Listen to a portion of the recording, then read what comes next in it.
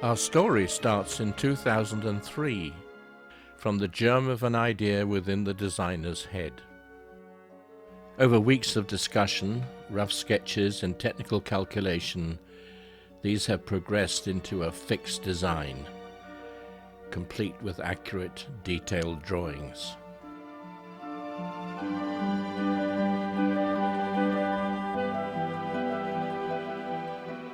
It is time to move from the drawing board to the workshop and turn the idea into reality. First, plugs, or full-size models, must be created from which molds will be made. Molds are used to form fiberglass parts from which the first boat will be assembled. A proper ceremony ensures the project will be successful. The finish must be flawless, as every defect or error will be faithfully reproduced in every boat. The hull plug is blue, and the inside of the mold will be red. The first hull emerges from the mold like a butterfly from its chrysalis. This is the hull for Venture, the vessel that is the subject of this story. Drums of resin, planks of wood, coils of wire, and hundreds of components are blended together by skilled craftsmen. The ability to think upside down and inside out are illustrated by the flying bridge part in its mold.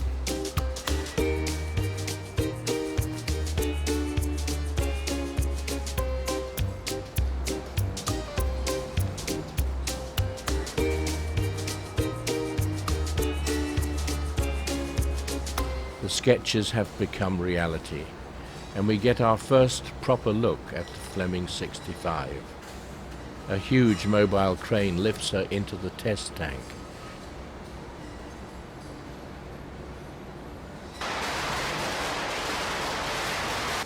To ensure that she floats to her lines and to allow for equipment testing. The interior is cleaned up and packed for shipment.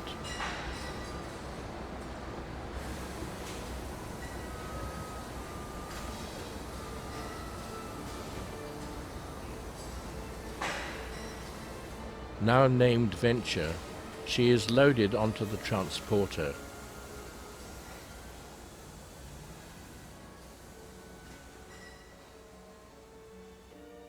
She leaves forever, the place of her creation, and starts her journey through Taiwan's busy traffic to Kaohsiung Harbor.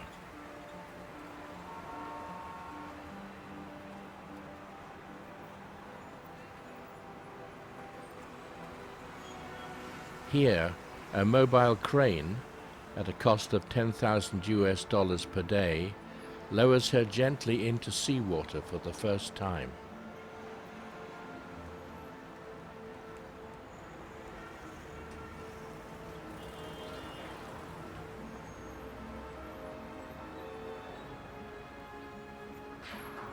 We finally see her underway, under her own power.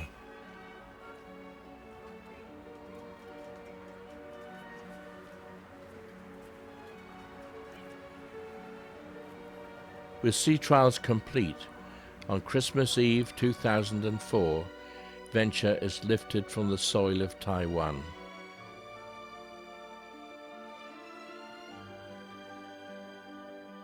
Loaded aboard a ship to be transported across the vast Pacific Ocean to San Diego, California. She is driven under her own power from San Diego to Newport Beach, where she is outfitted with electronics. I decide to move her to Canada for further testing and photography. To do this, we take Venture to Ensenada in Mexico. I judge it wiser to ship this as yet unproven design north rather than risk a hazardous journey against the prevailing weather. We are shipping by Dockwise, a purpose-built Dutch vessel which is in effect a floating, self-propelled dry dock.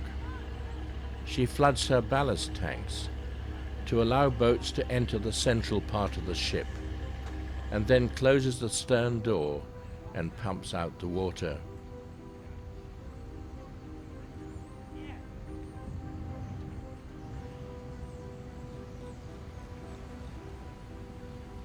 Just 5 days later, she arrives in Vancouver, and we drive Venture out into Canadian waters. This is Venture's 4th country in 3 months. Summer 2005 is spent in sea trials and evaluating every aspect of her design.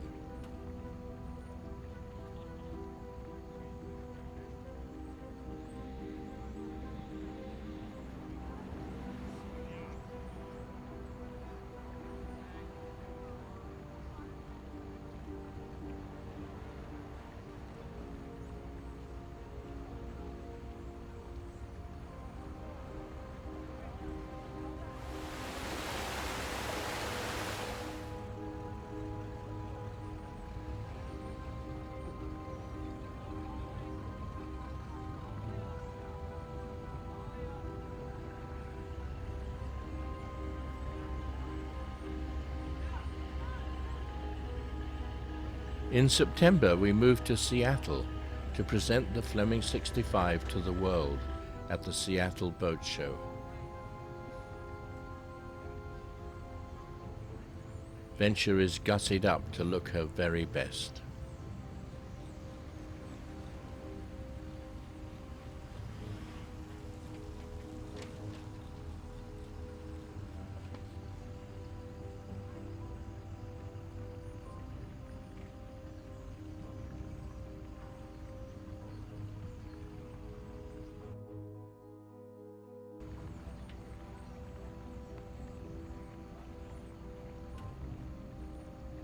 Remember that sketch of the Flying Bridge console? This is how it looks in reality. With summer over, it is time to take Venture south, this time under her own power, down the exposed coast, back to Newport Beach.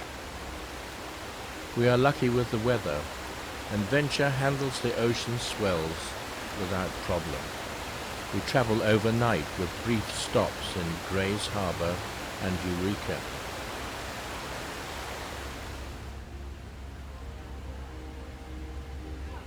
We arrive at Catalina Island in 5 days, where we have a date with the staff from a magazine who have flown over from the East Coast to take photos and write an article.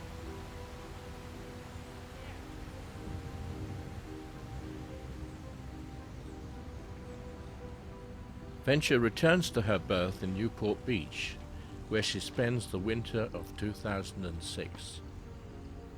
Dockwise no longer offer service from Ensenada, so we decide to take Venture down to La Paz and the Sea of Cortez to join the ship for transit back to Canada.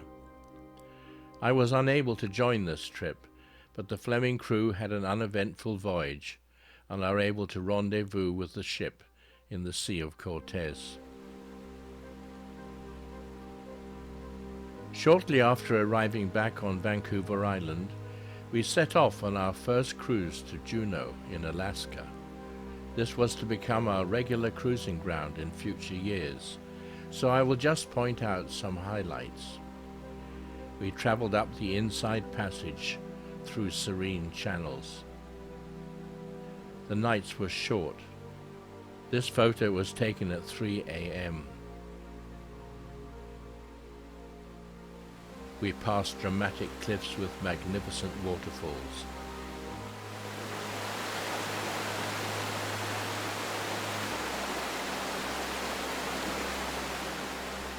And take Venture for her first navigation through the ice. We spend 3 weeks in Juneau, where it rains every day except for 2. On one, we took a light plane to Skagway, the final town on the Inside Passage, flying past magnificent mountains and glaciers.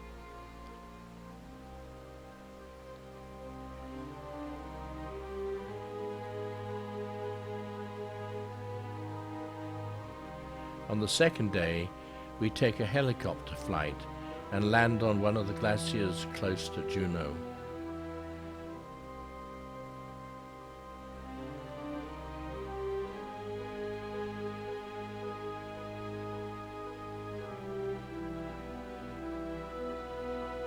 On arrival back in Vancouver Island, we take Venture to spend the winter at Delta Marine Services, the Fleming Service Center. Venture serves as a testbed for new ideas and equipment, and during the winter we decide to swap out the main engines to try a different make and model. In the meantime, we receive an emphatic request to attend a prestigious event on the Promenade des Anglais in the city of Cannes in France, where, to our surprise and delight, I accept an award on behalf of the company for the Fleming 65 being selected as the best boat worldwide in her class for the year 2006.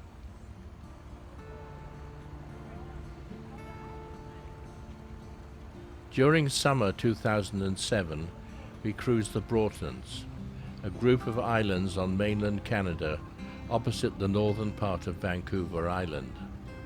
These feature several small, family-run marinas, such as this one where everything is floating and accessible by float planes.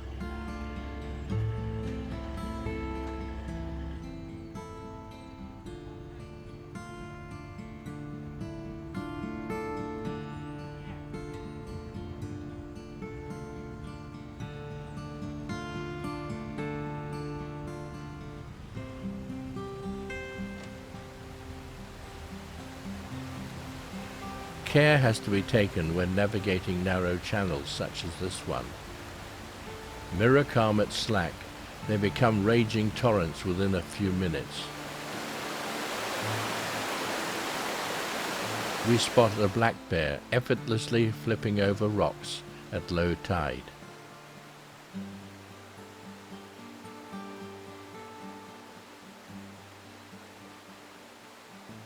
We go ashore and explore remote uninhabited islands.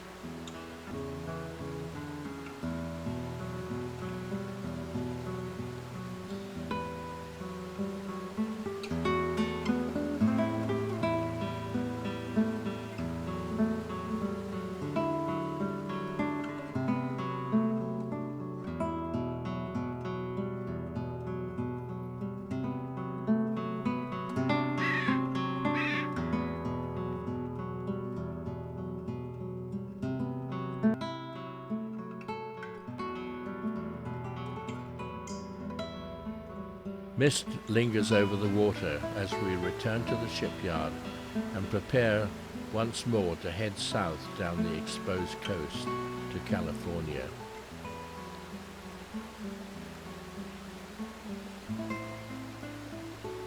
Our entry point into the US is at Port Angeles on the Olympic Peninsula, where we top up our fuel. We round Cape Flattery and are soon in the rough and tumble of the open ocean. Our immediate destination is Grays Harbor, about 90 miles south of the Cape.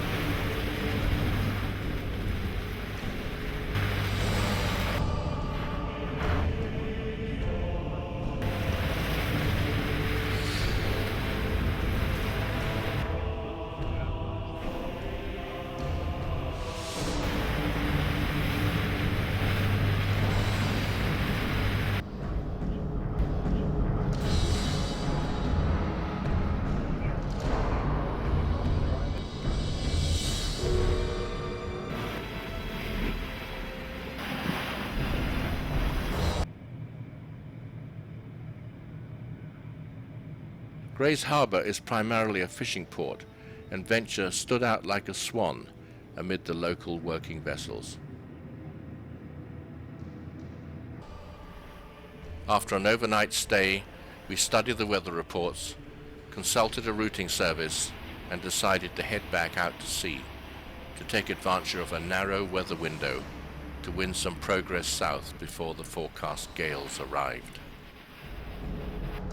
We decide to make for the town of Eureka and run at 16 knots to make the entrance before dark and enter against an adverse tide.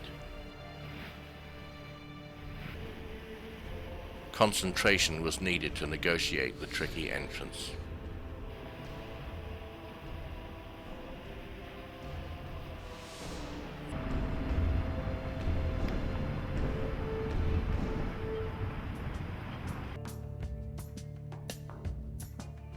We remained weatherbound in Eureka for 5 days, but took advantage of the wait to visit the magnificent coastal redwoods.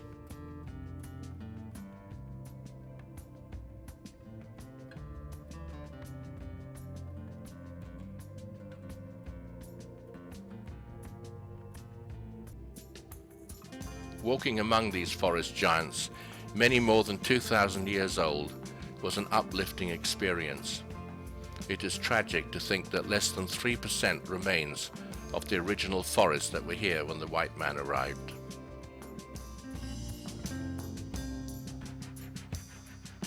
The winds continued to rake the hills while we visited Cape Mendocino to watch the waves exploding onto the shore.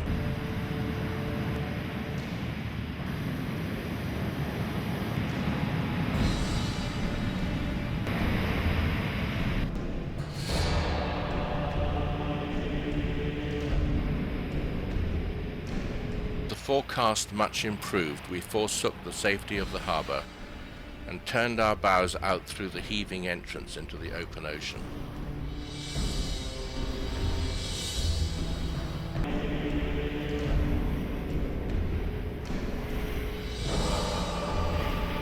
We passed Cape Mendocino and saw it this time from the ocean side. Overnight the seas subsided, and by dawn the surface was glassy. There was nothing in sight in any direction. An oil rig, ablaze with lights, marked our approach to Point Conception. The cape itself lay a few miles south, and true to its reputation, the wind and waves returned, but this time they came from aft and helped us on our way south. Our route took us through the main shipping channels for the ports of Los Angeles and Long Beach, with their steady procession of container ships, many traveling at speeds in excess of 25 knots. We passed by the Channel Islands. This is the island of Anacapa. Our reason for making the arduous trek south once again was because we had been invited to be one of the escort vessels for the first so-called FUBAR rally. What's in a name? It's not what you think. It really stands for Fleet Underway to Baja Rally. The rally was a 900-mile voyage of exploration, conceived by Bruce Kessler to encourage less experienced boaters to take part in something outside their normal experience. Boaters who might lack the confidence to embark on such a trip without being part of a fleet which in this case included experienced captains and even the designers and builders of the participants' boats.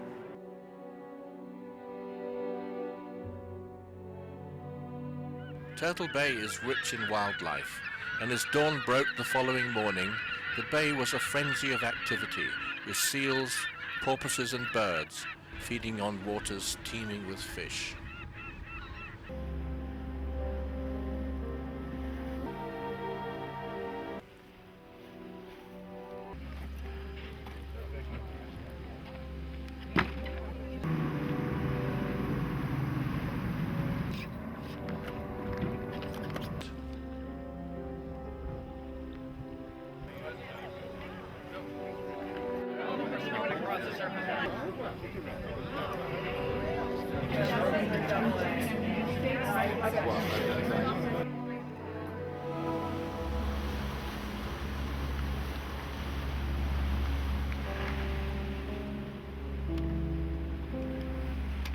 This was our third and last overnight passage. And the rain...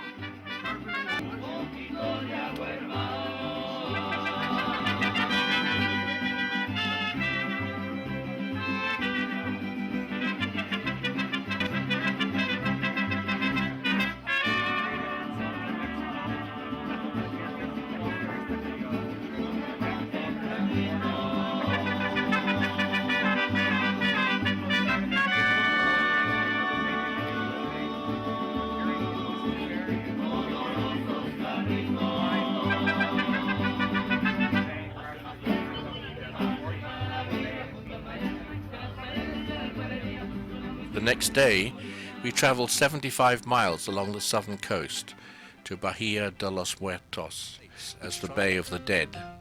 We went ashore to an even more luxurious resort called Casa de los Sueños, meaning the House of Dreams.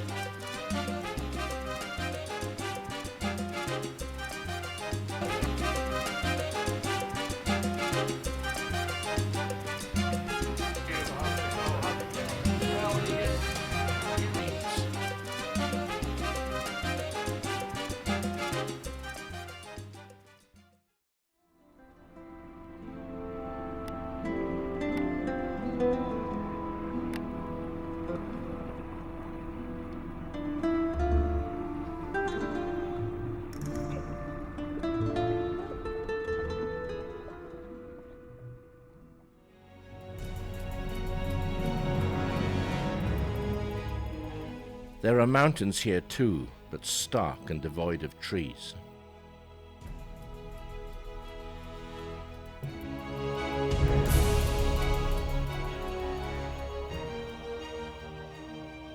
This is the desert, harsh and arid, but the adjacent seas bursting with life.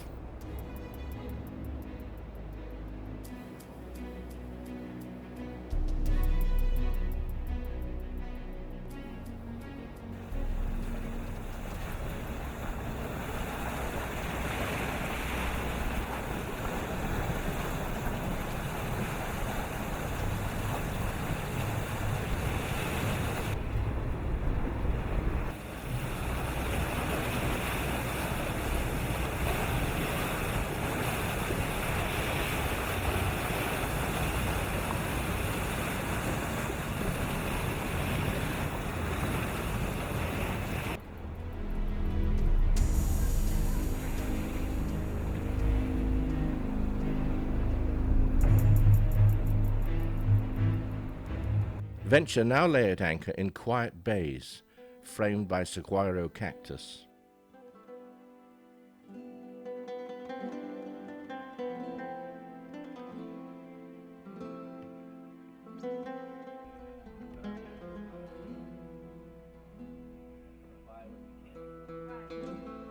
The bones of the landscape reveal strange and wonderful rock formations.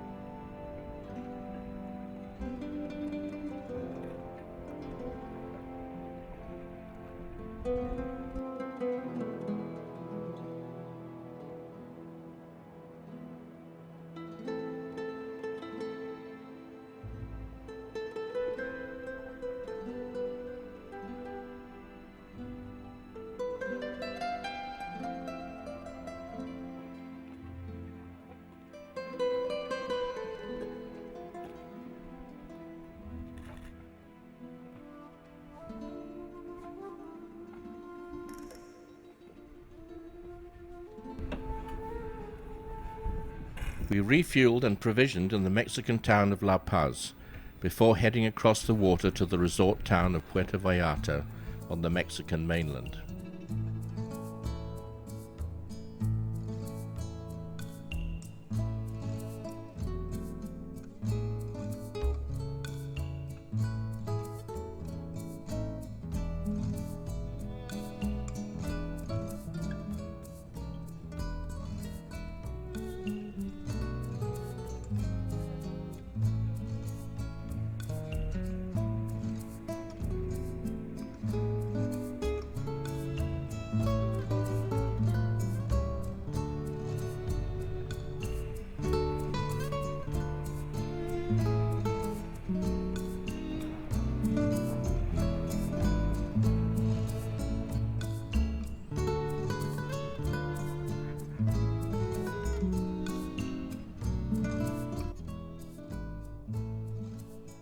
Down the coast to Tenacatita, we took the tender through a green tunnel of mangroves to a hidden village on the Pacific shore.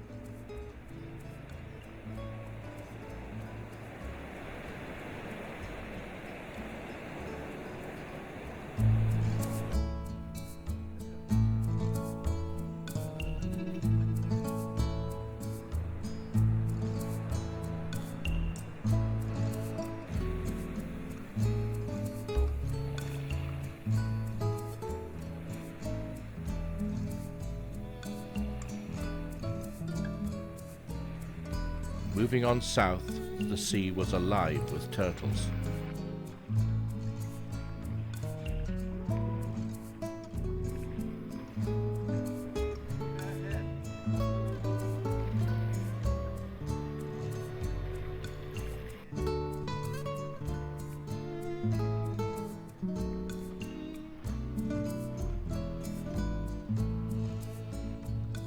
Now in the lush tropical rainforest of Costa Rica, we arrived at the marina of Los Sueños.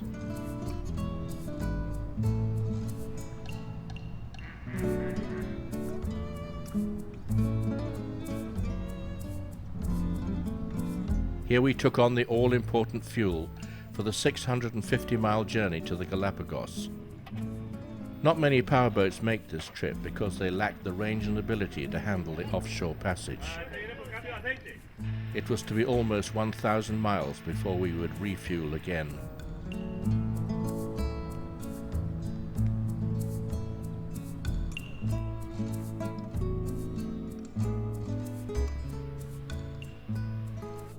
We headed for the infinitesimally small dot that was Cocos Island, 300 miles away in the immensity of the Pacific.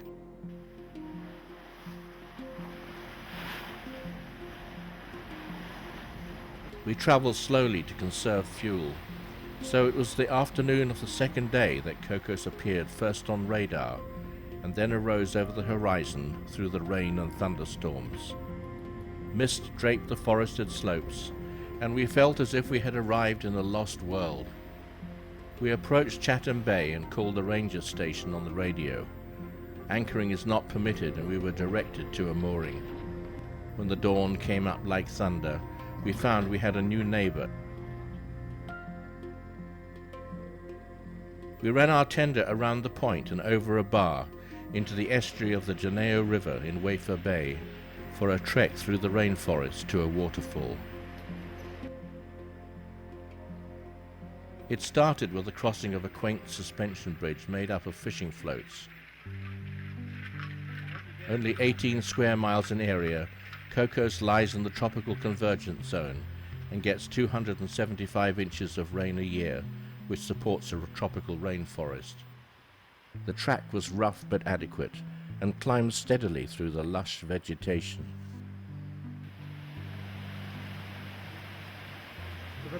For the river, please, the river. At last we reached the falls and were able to cool off under its thundering torrent. The following morning the rain was back, and once more the remote island took on its lost world appearance. We headed another 350 miles out into the Pacific to the Galapagos Islands. On the way we crossed the equator, but Neptune exacted no special tribute. Ciao. After 2 days at sea, we arrived in Academy Bay of Puerto Ayora on Santa Cruz Island. Our first destination were the Plaza Islands, a few miles north of Ayora. Immediately after going ashore, we had our first meeting with one of the land iguanas for which the Galapagos are famous. These reptiles are about 3 feet long.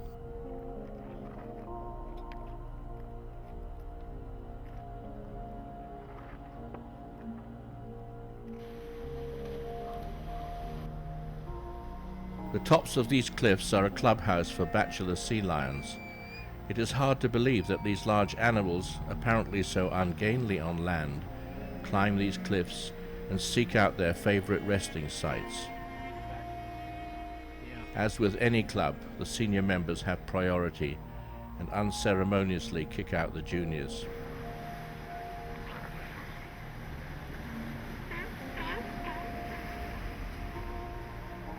Mothers suckle their young with rich milk and nurture them for the first 3 years of life.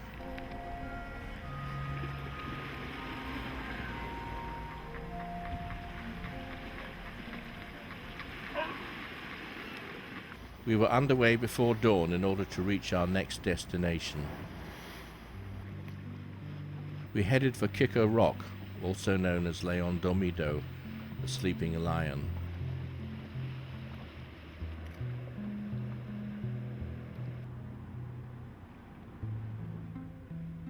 This remnant of an ancient volcano rises 500 feet sheer from the water.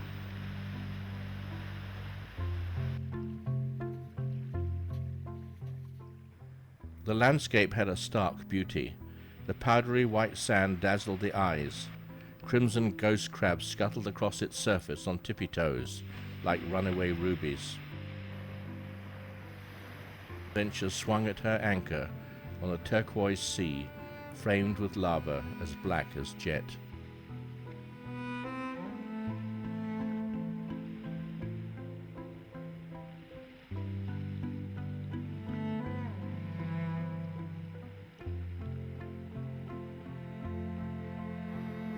We moved on to Gardner Bay on Espanola, which is one of the oldest islands in the chain. Sea lions lolled along the beach and paid us little attention.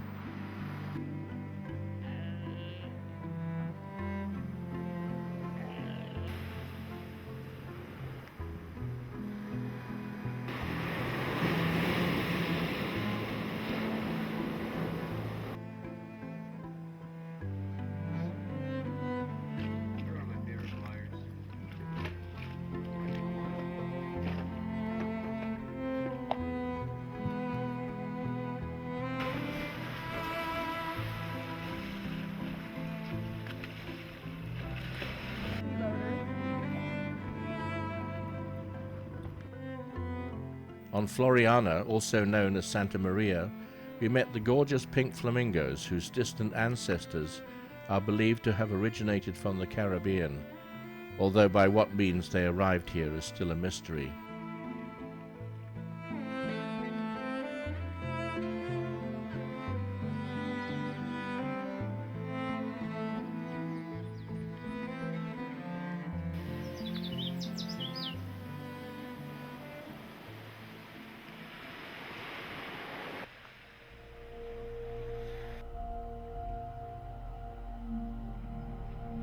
At Puerto Egas on Santiago Island, many marine iguanas were warming their body temperature in the morning sun before entering the cold water to forage for the seaweed, which was their main diet.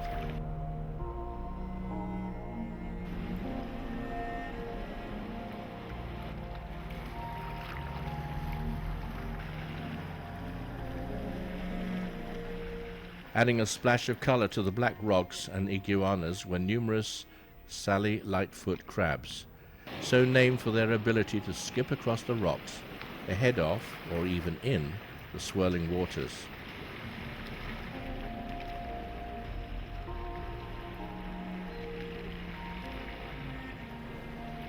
This crab is lubricating its joints in preparation for exchanging its shell for a larger size. We anchored in Cerro Brillo and went ashore to walk across the jet-black lava dating from an eruption in 1897. The lava is of a type known as Pahoehoe, which is a Hawaiian term to describe the form shown here.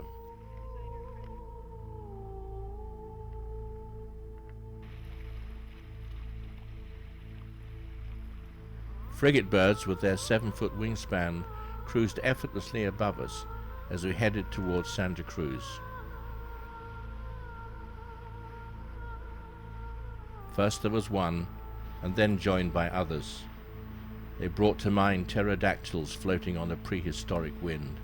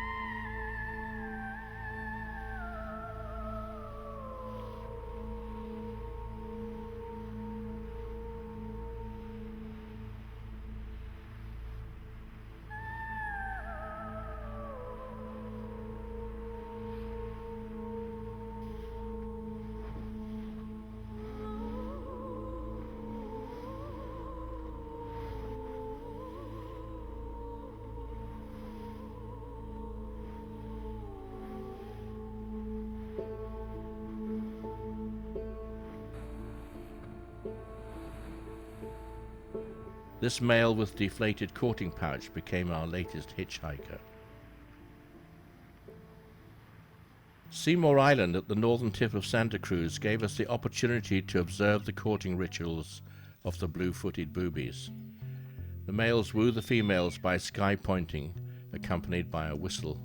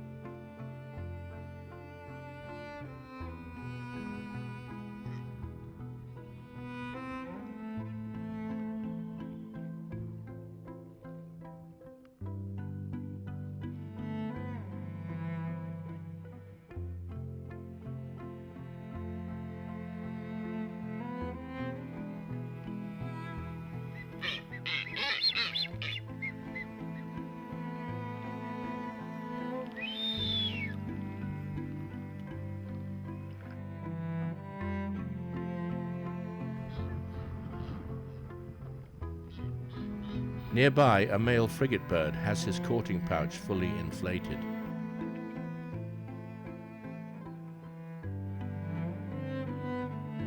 The female is much less flamboyant.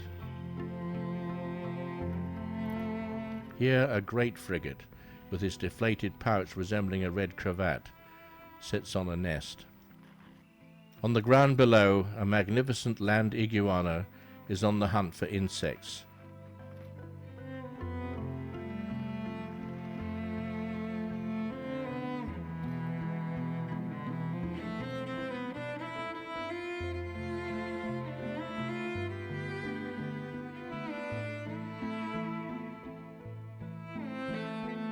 These reptiles are 3 feet long and can go without water for as long as 1 year.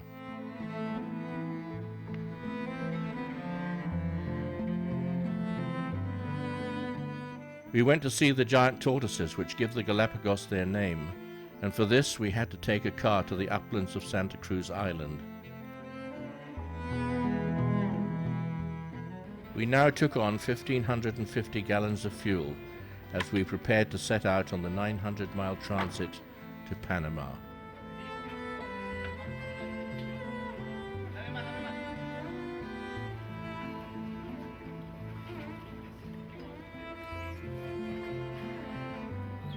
We had an escort of boobies as the last of the Galapagos Islands dropped astern.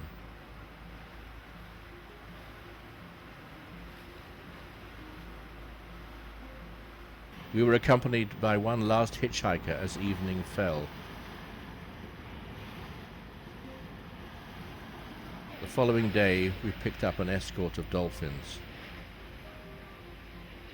Our weather advisor forecast thunderstorms along our route and recommended that we head east before turning north, but this would have added many additional miles, so we elected to take a straight shot to Panama. The weather looked very ominous, but turned out to be not as bad as it looked.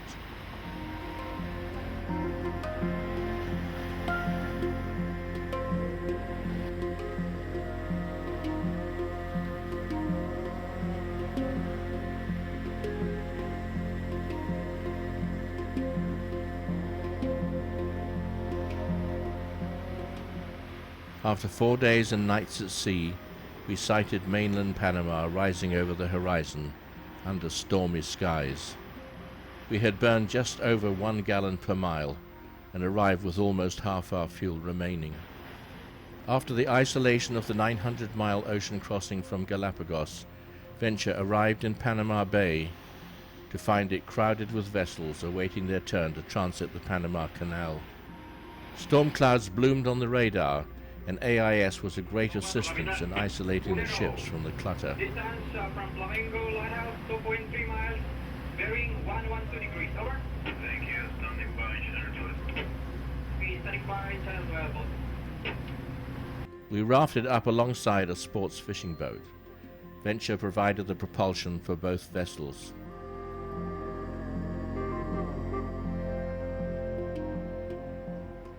The messenger lines come aboard. This line is used to pull across the blue mooring lines rented from the Canal Authority. Small boats using this technique are referred to as hand-line transits.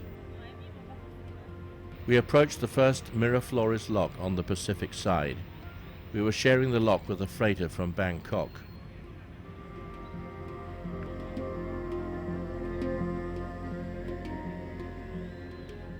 The massive gates swung shut behind us.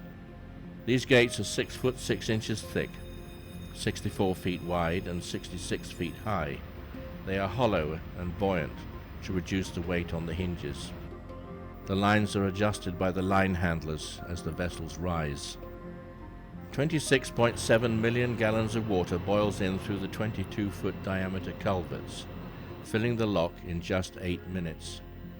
There are no pumps involved, and the water rushes in from the higher level in Gatun Lake by gravity alone. The locomotives are used and attached to the ship by means of steel cables, or they roll the vessel in the center to avoid the hit against the load wall. The average size ships require 6, larger vessels might need up to 8.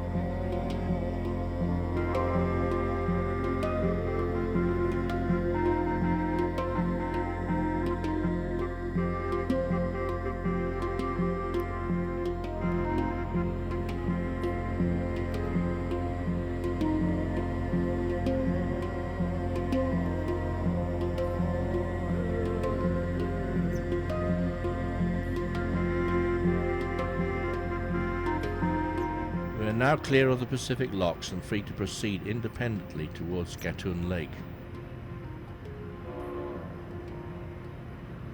The railway, opened in 1855, predates the canal by 60 years and is used to transship containers across the isthmus. Sometimes this is done to lighten the ship to reduce its draft to the limit of 39 feet. The containers would then be reloaded at the other end of the canal. The earthworks you see are the early stages of a scheme underway to construct additional larger locks. The cost is estimated at $5.25 billion.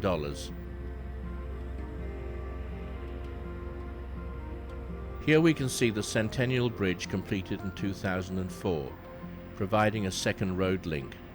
The new bridge now carries the Pan American Highway.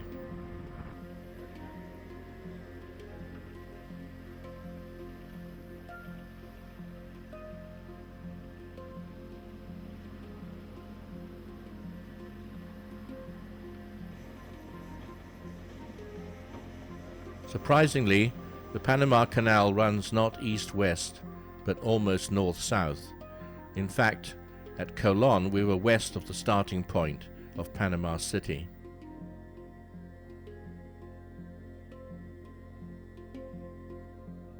We left Colon at the northern end of the Panama Canal for the 600-mile crossing of the Western Caribbean to the Cayman archipelago.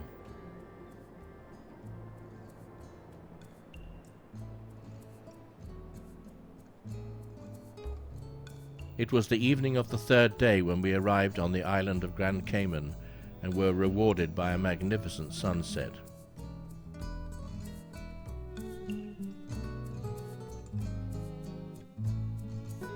We made our way round past the anchored cruise ships to North Sound and tied up at the more protected but rather bleak surroundings of the Cayman Islands Yacht Club, where we later took on fuel from a road tanker.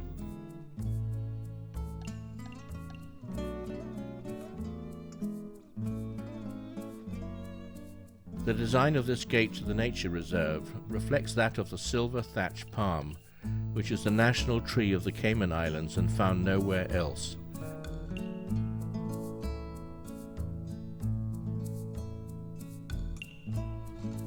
Wild orchids display their delicate blossoms, and this iguana is native to the island. With the hurricane season fast approaching, we could not afford to dally, and we were soon on our way once more.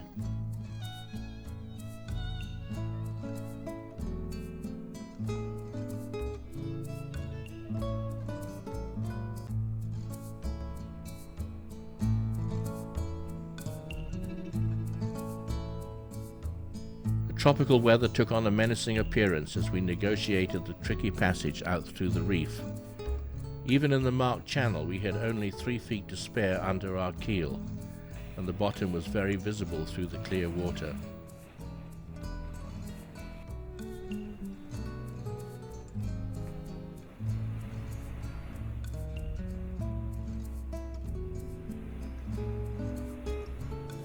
We had to deviate around the western end of Cuba through the Yucatan Channel.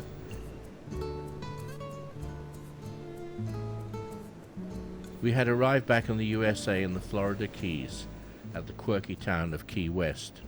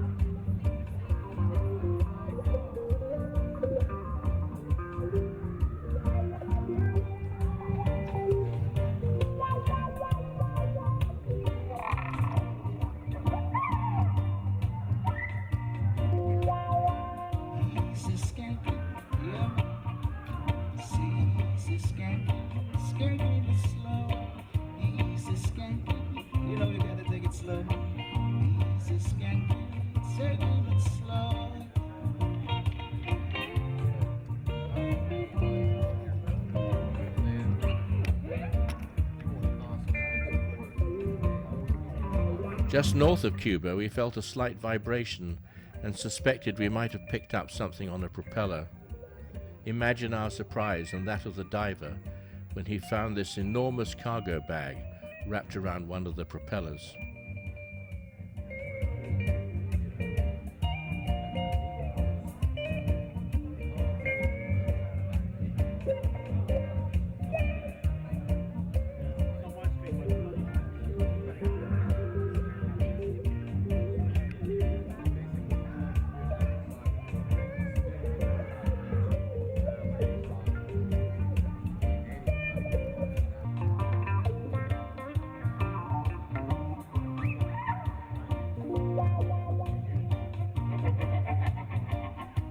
Yeah, man.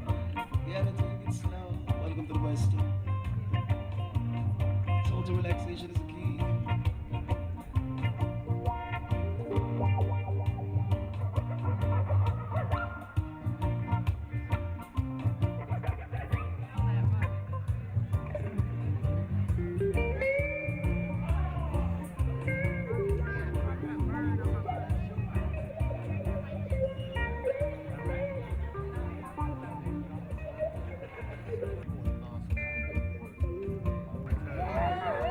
I know this may not look like much, but it's more than any of you can do. So clap. Everybody go ah! Everybody go, that was amazing. Amazing. I know.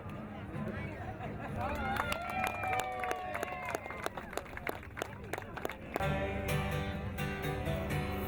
have a sing-along for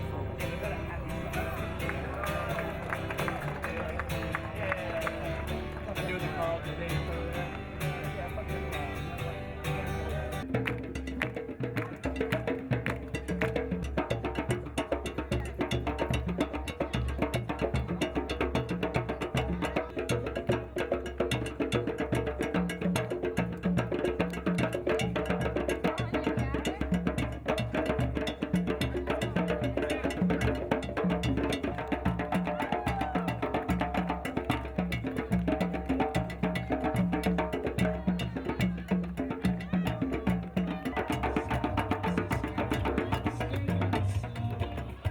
Easy skanking. You know you gotta take it slow. Easy skanking. Taking it slow.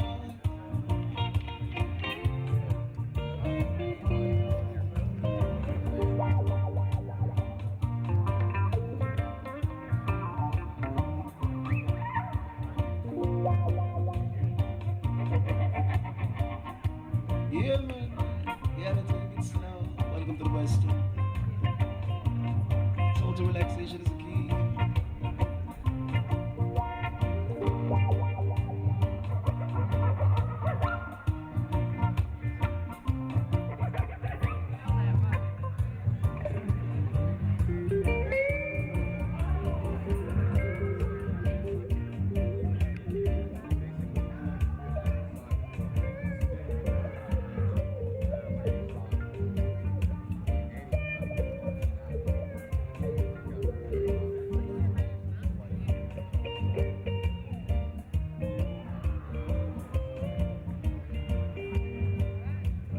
Yeah, man, put your foot up and relax. We're on vacation, take a vacation from a vacation. It's that about it. We now headed north along the Florida Keys to Fort Lauderdale. This was another overnight passage, and we arrived in the bustling city just as dawn was breaking, and made our way through the network of channels to the marina at Bahia Mar.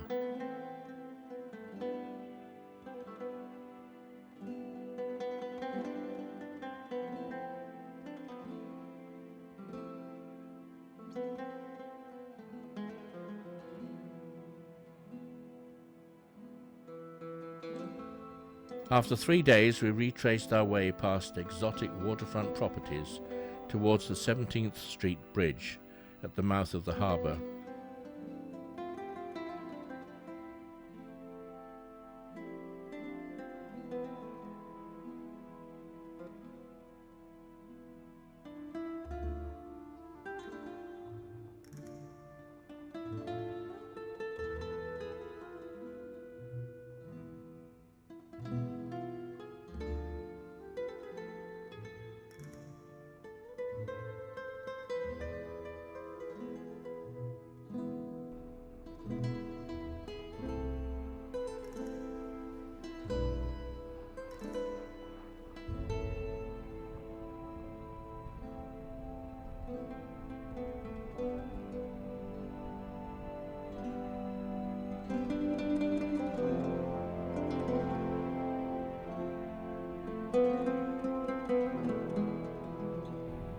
The Atlantic Intracoastal Waterway runs from the Florida Keys to Norfolk, Virginia, and provides a safe inland route all the way up the eastern seaboard.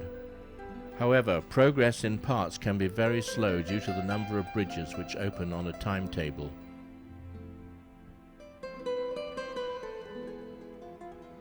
Wherever possible, we lowered our radio antennas and crept under bridges without them having to open for us, but it is almost impossible to judge bridge clearance by eye alone.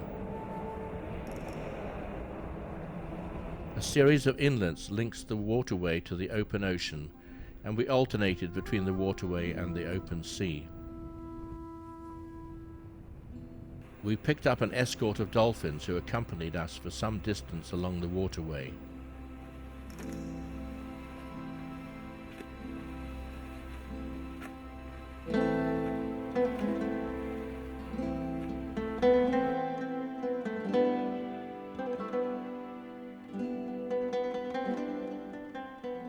It was such a contrast to be floating so close to private homes that our shadow was cast across their yards and swimming pools, after being out in the rough and tumble of the open ocean.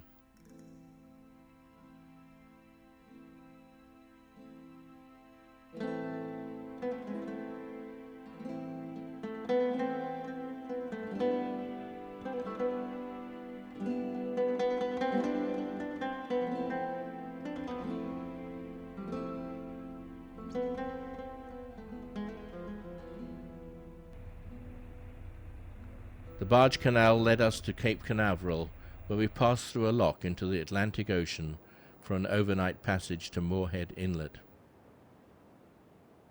We did not need the radar to warn us of a serious storm heading our way.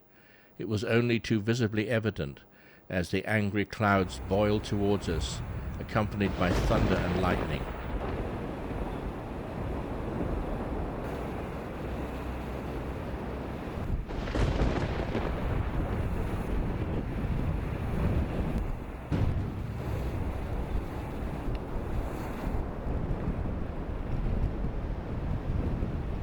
The anemometer read 60 knots in the gusts, but fortunately the storm was short-lived.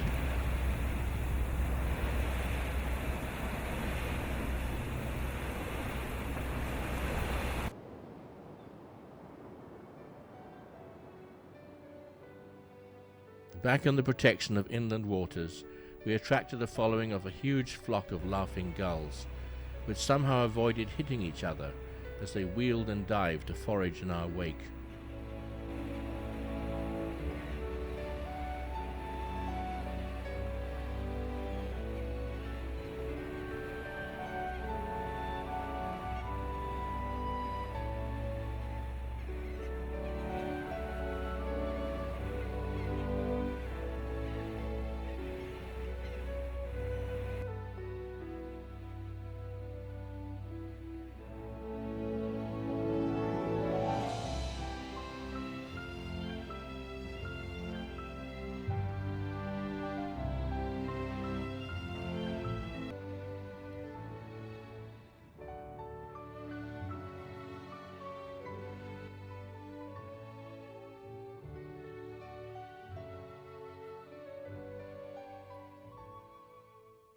We spent 1 week at Burr Yacht Sales, the Fleming dealership for the eastern United States, with their new and marvelously equipped marina.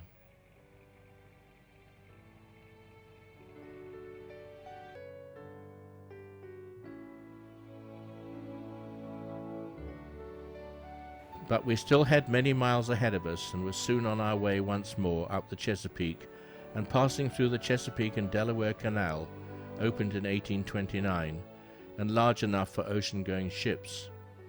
The 3-mile-long Cape May Canal led us through to Cape May Harbor, where we spent 1 night before heading back out once more into the Atlantic and along the coast of New Jersey to New York.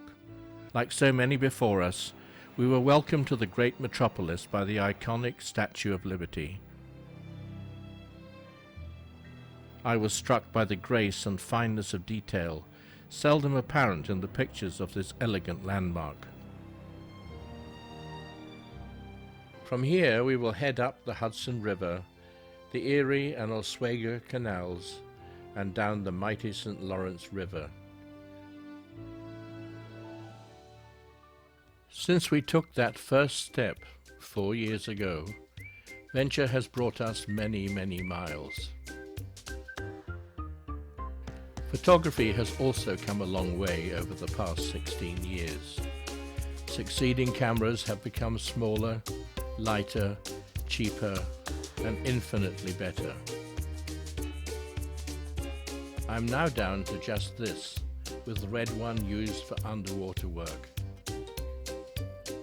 Editing systems have developed too, but it is an ongoing challenge to keep up with the ever-changing technology.